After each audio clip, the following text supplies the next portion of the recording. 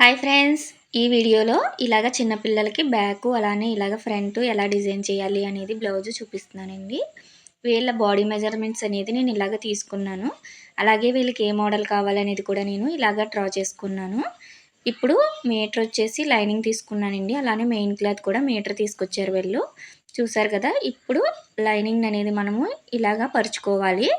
Opens అనేది మన వైపు ఉండాలండి. ఇలా ఓపెన్స్ అనేది మన వైపు పెట్టుకుని ఇలాగ కిందన క్రాస్లు అనేది తీసేసుకోవాలి.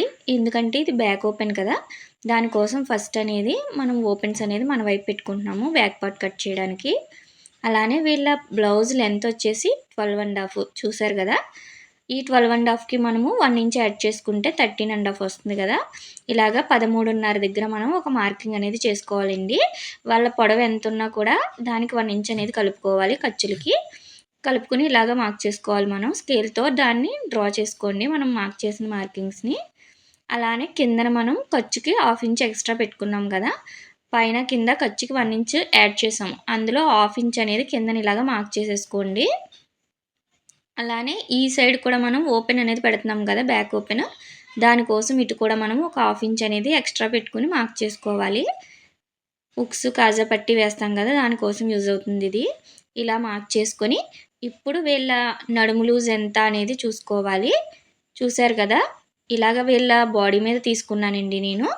27.5 వచ్చింది. దానికి ఒక 1/2 ఇంచ్ కలుపుకున్నాను, చిన్నపిల్లలు కాబట్టి 28 వచ్చింది. దానికి ఇలాగ 4 భాగాలు చేస్తే 7 ఇంచెస్ అనేది వస్తుంది. ఇలాగ 7 ఇంచెస్ అనేది పెట్టుకున్నాను నేను. అలానే 1 ఇంచ్ వచ్చి మనం డాట్స్ వేస్తాం కదా, దానికి మళ్ళీ ఎక్స్ట్రా ఖర్చుకొచ్చి 2 ఇంచెస్ పెట్టుకున్నానండి.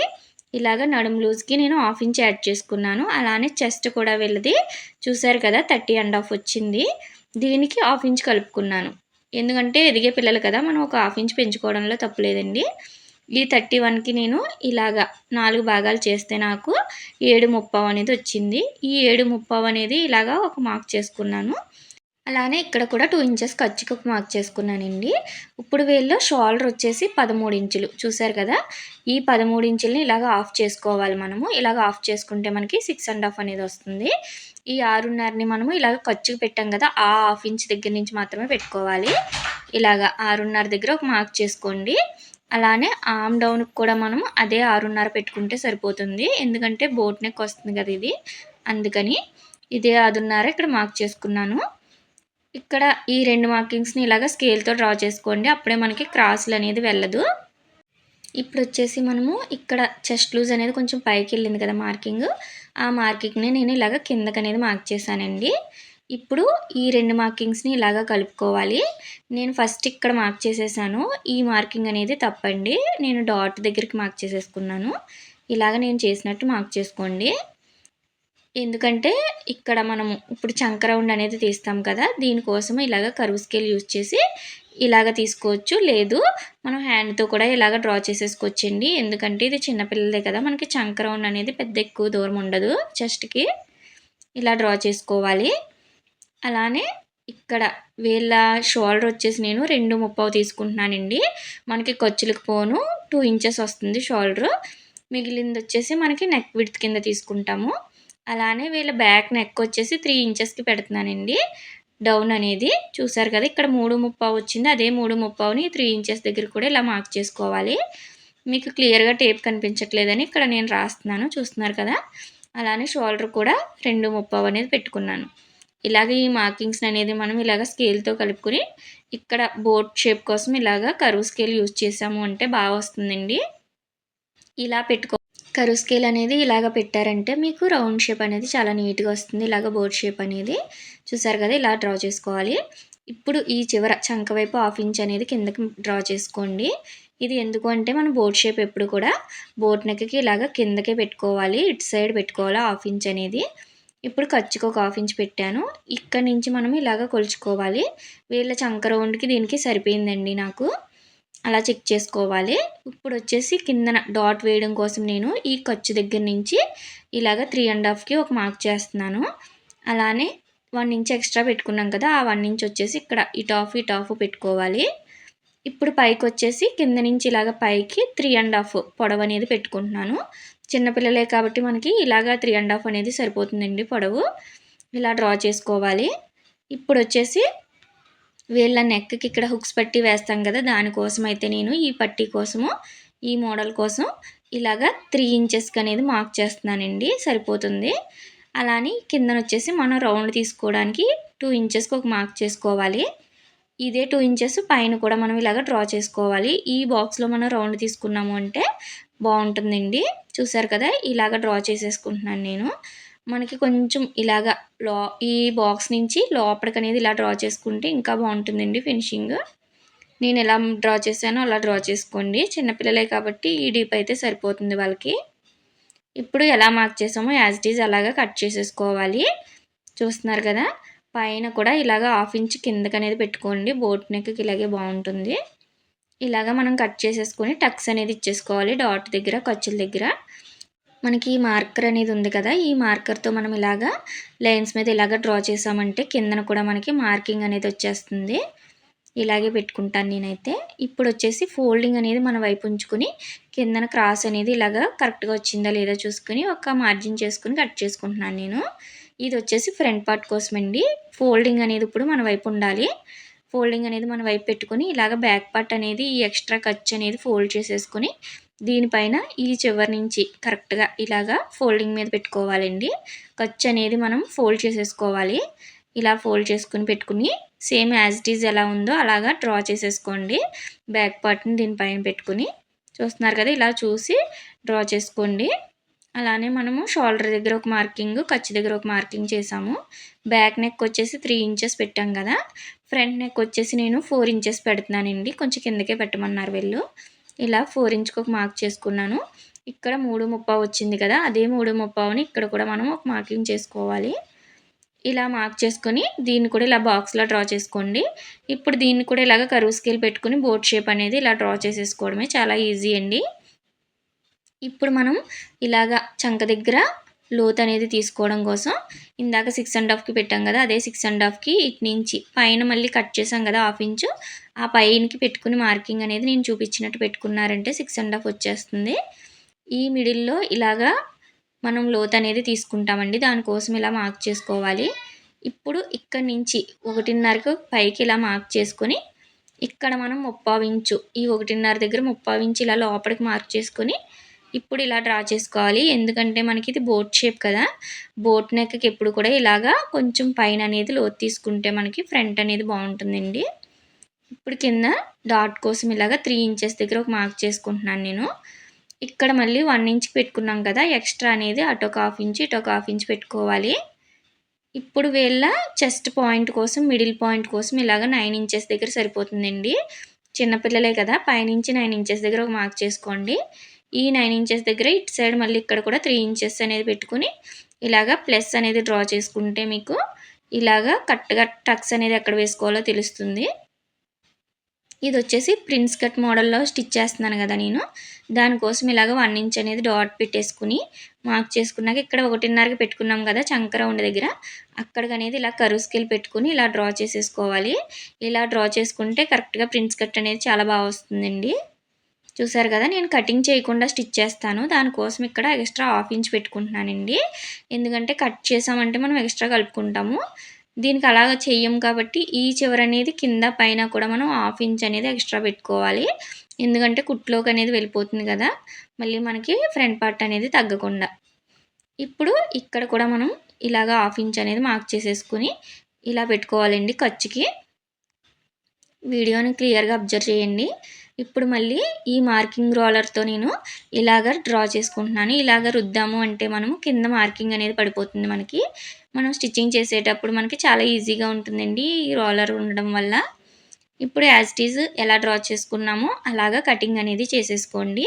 ఈ ఫ్రంట్ పార్ట్ లోతు మాత్రం నేను చెప్పిన కొలతలతో తీశారంటే పర్ఫెక్ట్‌గా వస్తుంది.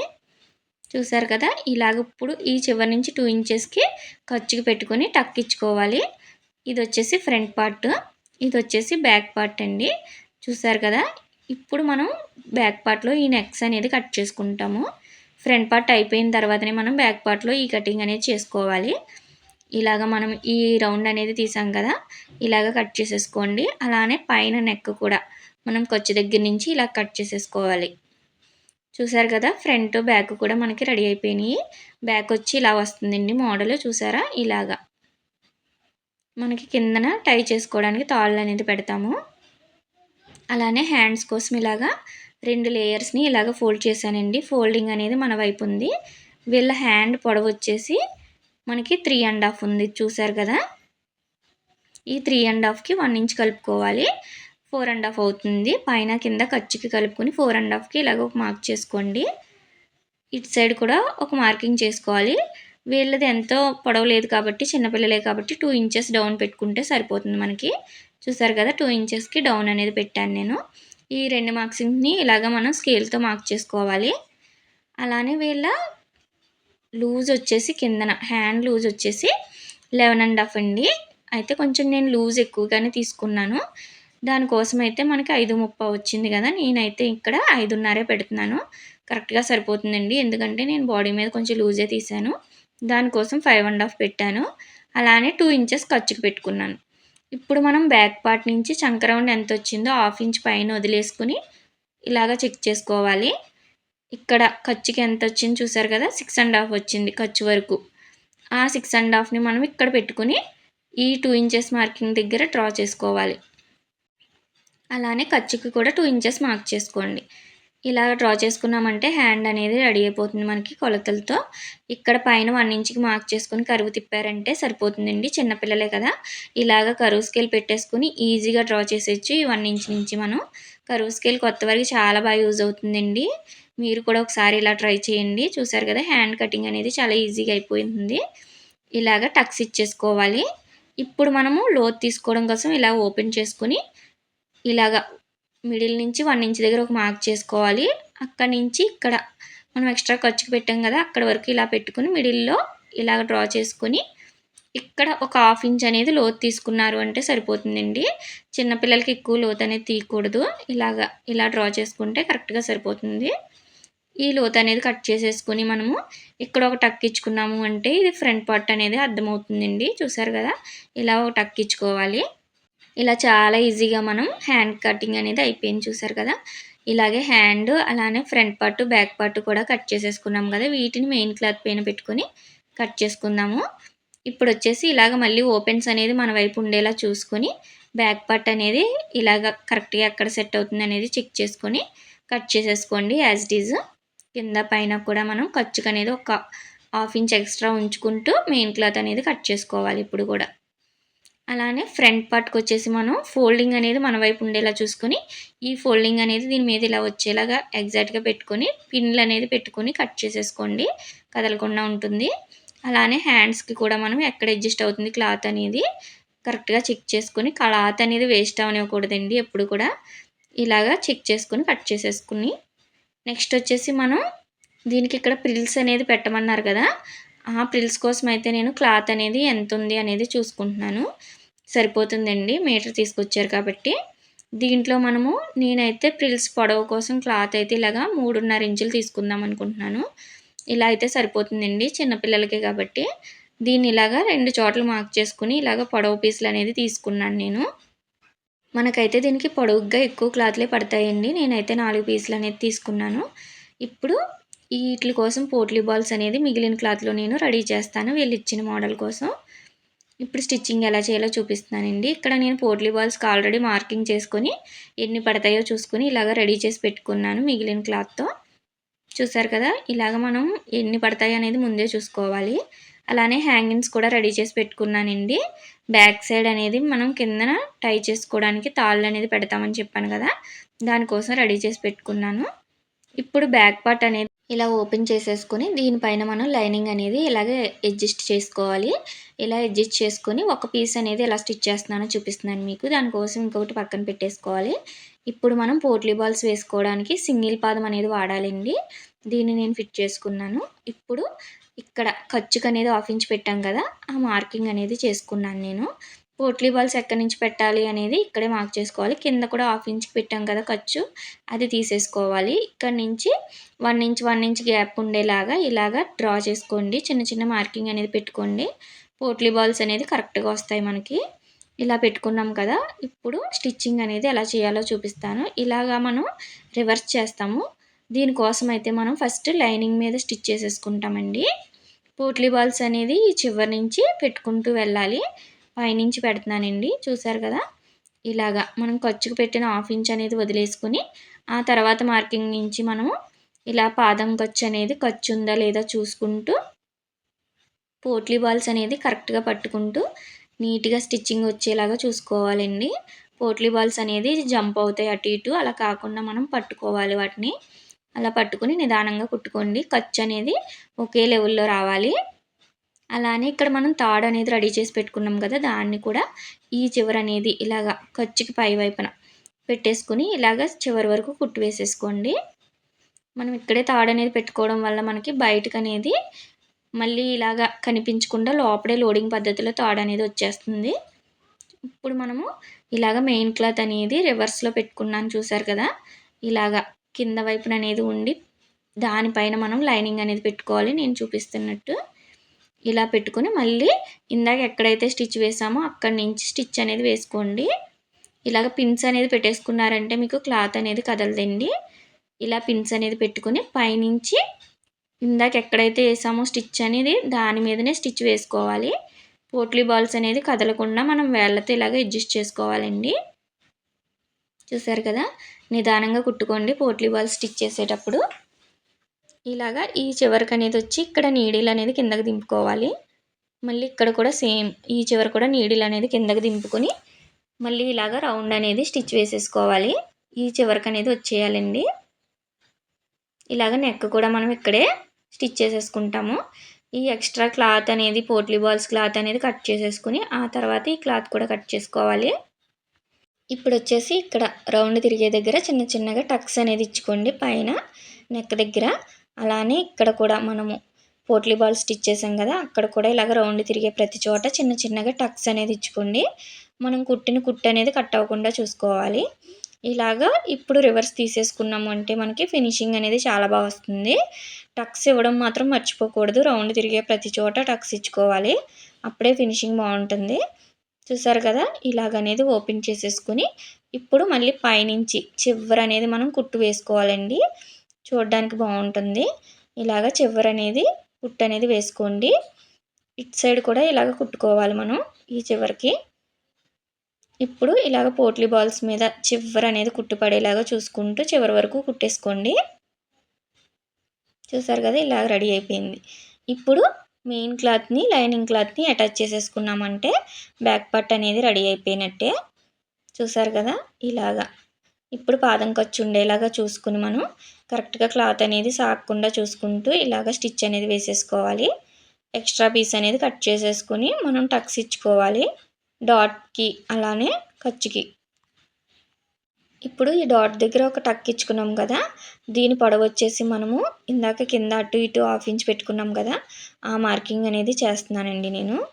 పైకి వచ్చేసి పొడవు 3½ పెట్టాం కదా! అదే 3½ ఇలాగ మార్క్ చేసేసుకొని ఇలాగ చూపిస్తున్నాను. నాకు ఆల్రెడీ ఇక్కడ మార్కింగ్ ఉంది కానీ మీకు కనిపించట్లేదని మళ్ళీ ఇలా మార్క్ చేశాను. మనం రోలర్‌తో చేసుకున్నామంటే మళ్ళీ ఇలాగ డ్రా చేసుకోని అవసరం లేదు. మీకు కనిపించడం కోసం నేను మార్క్ చేసి చూపించాను.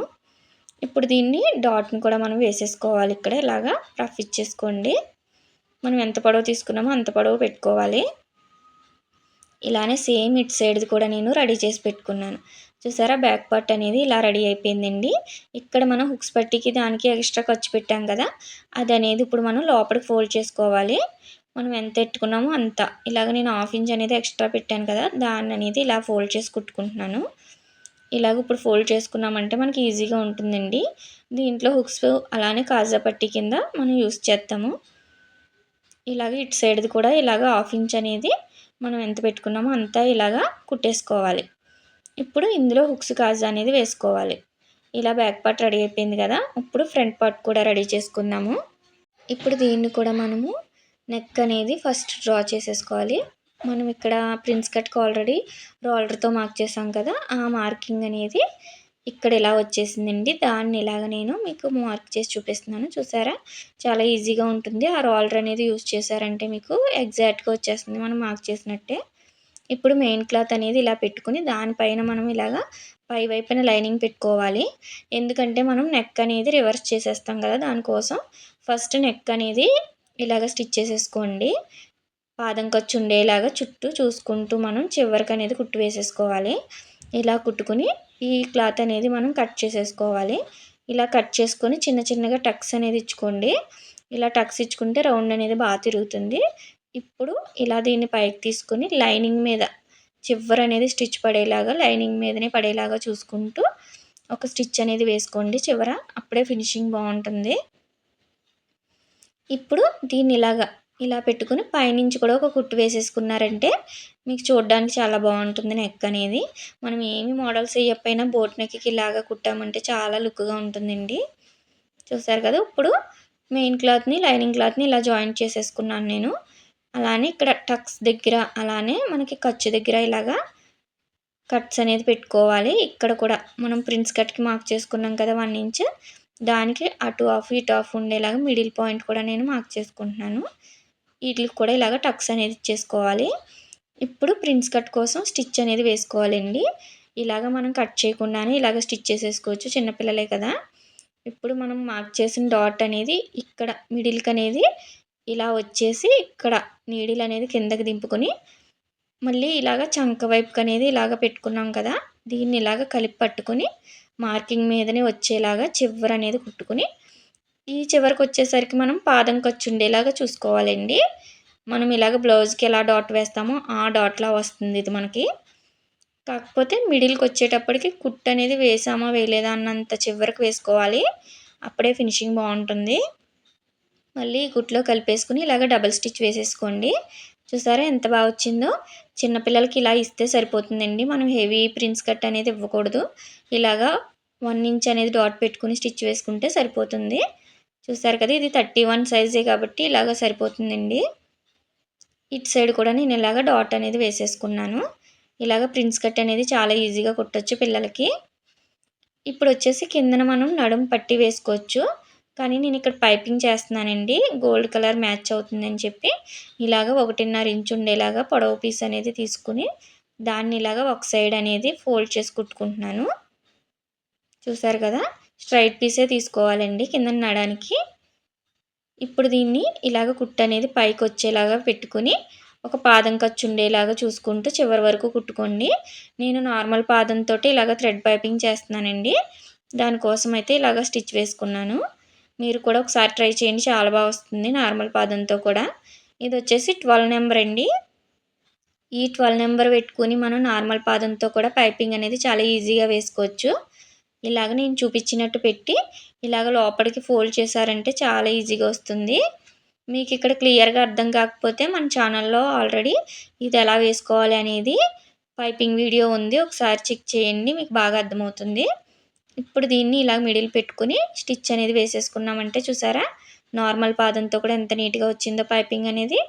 ఇప్పుడు లోపల కూడా మనం ఇలాగ ఫోల్డ్ చేసుకుని ఎక్స్ట్రా క్లాత్ అనేది ఇలాగ పైనుంచి స్టిచ్ వేసేసుకోవాలి. లోపల కూడా ఫినిషింగ్ బాగుంటుందండి ఇలాగ స్టిచ్ చేస్తే.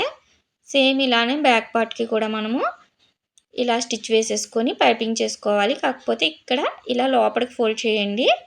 మనం ఇక్కడ తాళ్ళు పెట్టాం కదా అటు సైడ్ సేమ్ ఇలాగే థ్రెడ్ పైపింగ్ పెట్టేసుకొని చివరి వరకు కూడా మనం స్టిచ్ వేసేసుకోవాలి. ఈ పైపింగ్ అనేది చాలా నిదానంగా వేసుకోవాలండి, అప్పుడే ఫినిషింగ్ బాగా వస్తుంది మనకి. చూస్తున్నారు కదా, ఇలా లోపలికి అనేది పెట్టుకొని థ్రెడ్ ఎంత సన్నగా ఉందో అంత సన్నగా వచ్చేలాగా చూసుకోవాలి మనం. ఇలాగా రెండు కూడా ఇలాగ బ్యాక్ పార్ట్కి కూడా రెడీ చేసేసుకున్నాను నేను. చూసారా ఇలాగ పైపింగ్ అనేది అయిపోయింది. ఇలాంటి బ్లౌజెస్కి కిందన పైపింగ్ చేస్తేనే లుక్ బాగుంటుందండి. ఇప్పుడు ఫ్రంట్ పార్ట్ని అలానే బ్యాక్ పార్ట్ని ఇలాగ షోల్డర్స్ అనేది 1/2 ఇంచ్ ఖర్చు పెట్టుకున్నాం కదా, ఆ ఖర్చు మీద ఇలాగ స్టిచ్ వేసేసుకోండి. డబుల్ స్టిచ్ వేసుకోండి, గట్టిగా ఉంటుంది. ఇలాగ రెండు కూడా నేను జాయింట్ చేసేసుకున్నాను. ఇప్పుడు హ్యాండ్స్ కోసం ఇలాగ హ్యాండ్స్ అనేది ఓపెన్ చేసుకొని పై వైపున అనేది ఇలాగ లైనింగ్ పీస్ అనేది పెట్టుకోండి. ఇలా పెట్టుకునేటప్పుడు మనం లోత్ అనేది రెండు కూడా ఒకవైపు వచ్చినాయా లేదా అనేది మెయిన్గా చూసుకోవాలి. ఇలా చూసుకుంటేనే మనం లోత్ తీసిన రెండు కూడా ఫ్రంట్ పార్ట్కి అనేది వస్తాయి. ఈ టిప్ పాటించండి, మీకు బాగా తెలుస్తుంది. చాలామంది కన్ఫ్యూజ్ అవుతారు కదా, హ్యాండ్స్ కుట్టేశాక చూసుకుంటారు. మనం కుట్టకముందే ఇలా చూసుకున్నాము అంటే రెండు లోత్ తీసినవి ఒకవైపు వచ్చేలా చూసుకుంటే మనకు కరెక్ట్గా వస్తుంది. స్టిచ్ చేశాక ఇలాగ ఒక 1/2 ఇంచ్ అనేది కుట్టుకున్నాక మళ్ళీ ఇలాగ పైకి అనేది తీసుకొని మనం లైనింగ్ మీద స్టిచ్ వేసుకోవాలి. ఇప్పుడు దీన్ని సేమ్ ఇలాగే రివర్స్ చేసుకొని నెక్ ఎలా రివర్స్ చేసామో అలా చేసుకొని పైనుంచి మళ్ళీ ఒక స్టిచ్ అనేది వేసేసుకోండి.